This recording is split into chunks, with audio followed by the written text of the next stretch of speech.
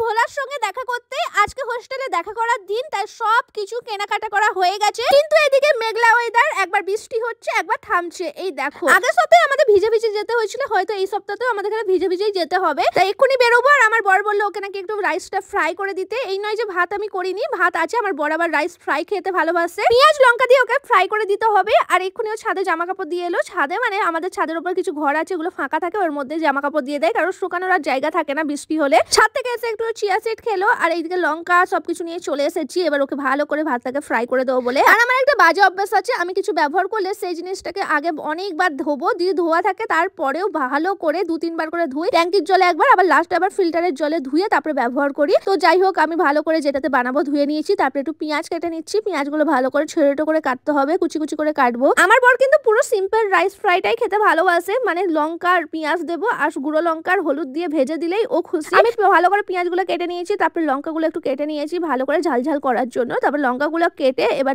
তেলের মধ্যে দিয়ে দিয়েছি। আর একটু আমি আলু সেদ্ধ করেছিলাম, সেই আলু সেদ্ধটা একটু ছোট কুচি করে ওর মধ্যে দিয়ে দিয়েছি। তারপরে হলুদ আর লঙ্কা আর লবণ দিয়ে ভালো করে ভেজে নিয়েছি। তারপর দিয়ে দিয়েছি ভাতটা দেওয়ার পরে আরো ভালো করে কড়া করে ভাজবো। গ্যাসটা জোরে দিয়ে তারপরে কড়া করে ভাজছি আমি, কারণ নন স্টিকের এইটা তো, তার কারণে না এখানে নিচে চিপকায় না। আর এটা কড়া করে চালগুলো মানে ভাতগুলো ভাজলে না অনেক সুন্দর খেতে লাগে। আমার ভাজা কমপ্লিট হয়ে গেছে, আর গরম এই দেখো আমার বরকে এখন দিয়ে আসি। চলো, বরকে তো দিয়ে চলে এসেছি। এবার আমি ভাবলাম কোরিয়ান নুডলস খাবো, এটা কিমচি ফ্লেভারের কোরিয়ান নুডলস।